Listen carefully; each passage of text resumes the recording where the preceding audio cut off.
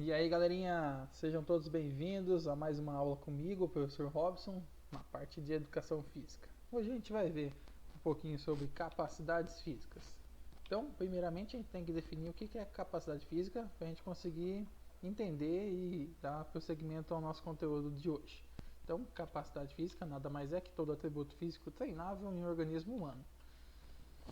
São todas as qualidades, ou toda vez que eu falar qualidade aqui, também pode ser capacidades, tá? Do jeito que vocês acharem melhor aí. Todas as qualidades físicas, motoras, passíveis de treinamento. Então, tudo que eu consigo treinar ou melhorar no corpo é uma capacidade física, tá? Mais pra frente a gente vai definir, ver os tipos e ver as coisinhas que ele tem.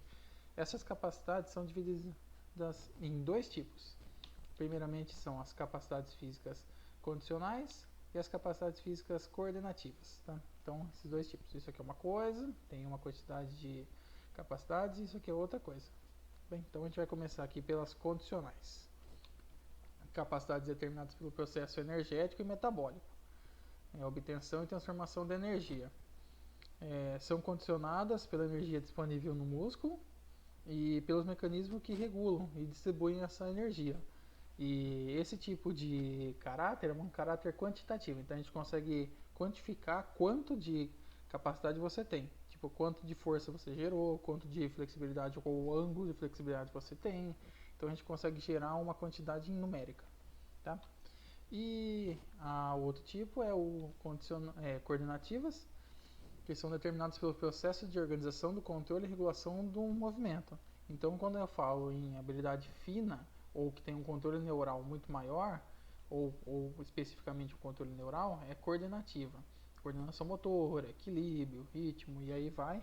E isso é gerado, ou mencionado, ou dimensionado por um caráter qualitativo, de qualidade. Então, a gente não consegue ter tanta números, né, que a gente consegue avaliar isso aqui. Por exemplo, quanto que uma pessoa é coordenada? Tem como você avaliar em números? É mais difícil. Então a gente fala, é mais ou menos, é bom, então é mais subjetivo. Todas as capacidades físicas que a gente tem que. Tem não, normalmente a gente já treina elas todas juntas, tá? Então é difícil você isolar somente uma capacidade. E isso depende de dois fatores, tá? Primeiramente, a característica da sobrecarga utilizada ou característica do tipo de treino que você vai fazer, da quantidade de treino que você vai fazer e o nível do treinamento físico, que é quanto de intensidade você vai estar fazendo. Então, o que você está fazendo, ou que tipo, e a quantidade de treinamento que é a intensidade aqui embaixo, para a gente dar ou impulsionar mais essas capacidades treinadas ou impulsionamentos. Então, se você fica sentado sem televisão, você vai ter menos capacidade física treinadas. Se você faz esporte ou pratica alguma atividade todo dia, você vai ter mais treinamento dessas capacidades. Então, se eu pego aqui, por exemplo, um sedentário, ele fica mais tempo sentado ou em estado sedentário, que anda sem fazer nada, ele vai fazer um estímulo aqui de treinamento. A adaptação dele vai ser uma melhora da capacidade física com bastante ênfase aqui, porque ele não fazia nada e de repente ele começou a fazer alguma coisa. Se eu pego, por exemplo, um atleta, é o contrário. Então ele já é muito treinado, então a treinabilidade dele vai ser menor do que a do sedentário. Então a adaptação para a melhora da capacidade é menor.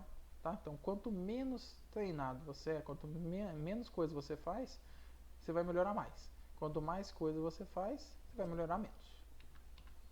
E esse desenvolvimento das capacidades não depende de uma só. Eu vou desenvolver agora a força que só precisa de força.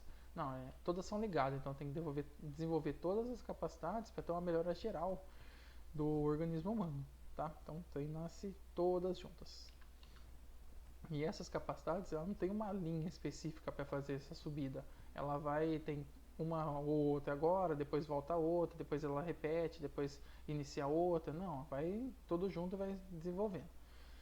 O que tem são fases sensíveis. Por exemplo, tem um período do ano, por exemplo, 3, 4 anos, a fase sensível é flexibilidade, ou 5 e 6 é força, e assim vai.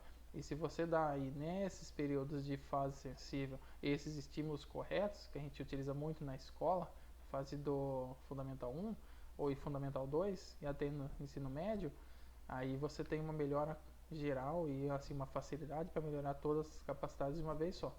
E muito mais fácil de treinar também. Aí, para dar os tipos de capacidades condicionais, eu vou começar a descrever cada uma aqui. Primeiro, iniciando pela força, que é a habilidade ou a capacidade que permite um músculo ou um grupo de músculos, tá? Então pode ser um músculo ou vários músculos juntos, produzir força ou tensão e vencer ou igualar-se a uma resistência. Então, na ação de empurrar, tracionar ou elevar. Então, empurrar, puxar ou levantar alguma coisa. Então, toda vez que o meu músculo gera energia e gera força e ele vence uma resistência, é característica de força. Olha aqui o carinho, então, ó, tá gerando energia aqui no músculo e o músculo está empurrando, vai empurrar ele para cima aqui. E aqui eu estou fazendo uma contração de bíceps. Essas forças têm vários tipos, a gente vai falar sobre 3 tipos aqui.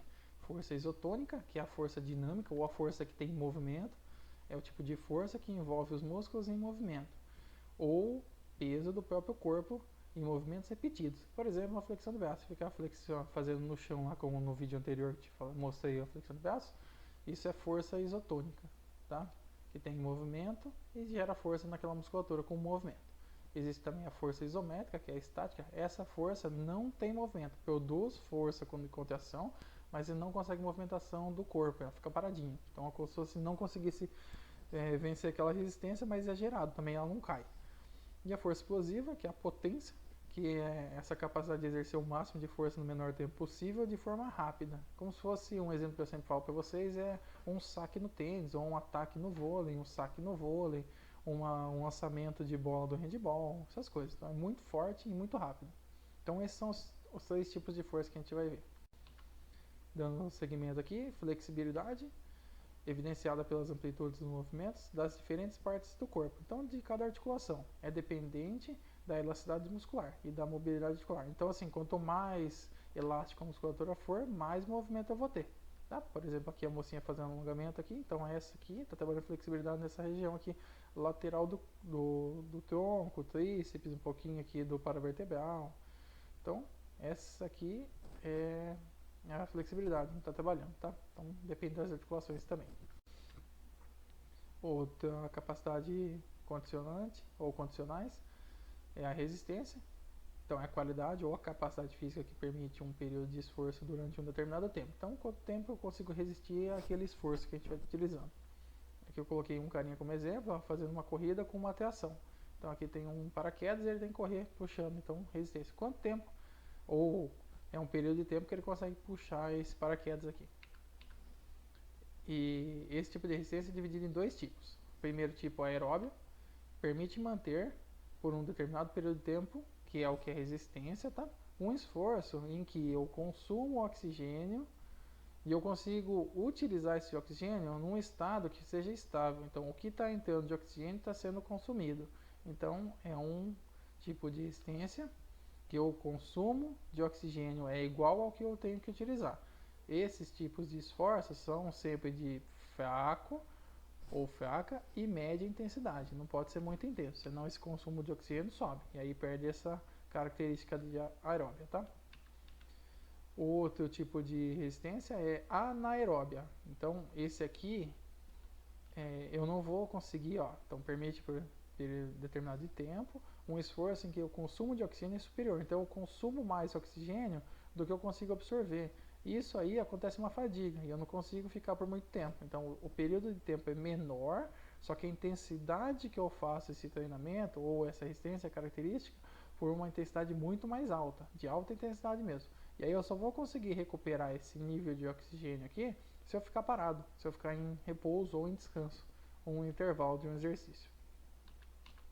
Próxima capacidade é velocidade, capacidade física particular dos músculos e das coordenações neuromusculares. Então eu preciso de força neuromuscular aqui e de coordenação, que permite a execução de uma sucessão rápida de gestos, que é a corrida, por exemplo, elevação de joelho, até acionar a panturrilha para fazer o movimento do tornozelo.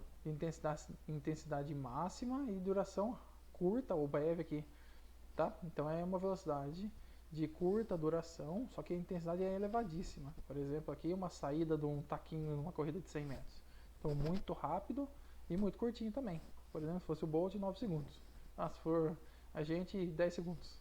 E mais ou menos, ali uns 20 segundos mais ou menos, se for a gente da escola. Agora se for o Bolt, 9 segundos para baixo. E aí encerra as condicionais. e a gente vai falar sobre as coordenativas. Equilíbrio, lembrando que as coordenativas são mais neurais, né? São mais por coordenação motora. Então, equilíbrio, o que é? Capacidade para assumir e sustentar qualquer posição do corpo contra a força da gravidade. Então, por exemplo, eu ficar em pé com um pé só, no apoio de um pé só, eu tenho esse equilíbrio do meu corpo para tentar analisar. Então, aqui, por exemplo, eu fiquei no pé só, e aí eu estou fazendo o equilíbrio geral do corpo. Então, eu estou usando a força da gravidade para tentar não cair. Então, equilíbrio é isso. Equilíbrio é dividido em também vários tipos. Por exemplo, equilíbrio estático, adquirido em determinada posição. Então, eu parei naquela posição ali atrás, ó, e fiquei paradinho. Esse é um equilíbrio estático. O dinâmico é quando eu faço um movimento. Por exemplo, na ginástica, ela faz um movimento e para. Então, dinâmico, fez o movimento e parou. E o recuperado é quando ela faz o movimento, para, e aí ela tem um desequilíbrio. Tá? Então, ela tem um movimento e depois ela fica paradinho no corpo. Coordenação motora, capacidade de executar movimentos complexos de modo conveniente, para que possa ser realizado com o mínimo de esforço. Então, é a capacidade que você tem de coordenar esses movimentos que você vai utilizar de forma que você gaste menos energia. E é o resultado de um trabalho conjunto do sistema nervoso e muscular. Então, ele tem que se controlar a parte neural mandando o estímulo correto e o músculo contendo no momento certo, mostrando os movimentos coordenados, ó, amplos e econômicos, sem desnecessárias contrações. Então não tem que fazer nenhuma correção. Por exemplo, eu estou numa barrinha aqui, eu faço a subida da barra, eu fico pendurado, ou eu ando nessa barra, ou ando em cima de uma linha. Isso é coordenação motora. Agilidade, habilidade que se tem para mover o corpo no espaço mudando de direção, rápida e precisa. Então eu tenho que fazer velocidade, como se eu fosse rápido, só que eu tenho mudança de direção, eu troco de lugar. Aqui, por exemplo, eu estivesse passando entre os marcadores, ela vem de um lado para o outro, de um lado para o outro, o mais rápido possível. Então, agilidade. Então é isso aí, pessoal. Espero que vocês tenham gostado da aula, conseguiram entender cada explicação do que é capacidade física condicionante, do que é coordenante. E qualquer dúvida que vocês tiverem, coloca aí embaixo que eu respondo depois, ou lá pelo Google Class. Abraço a todos e nos vemos na próxima videoaula.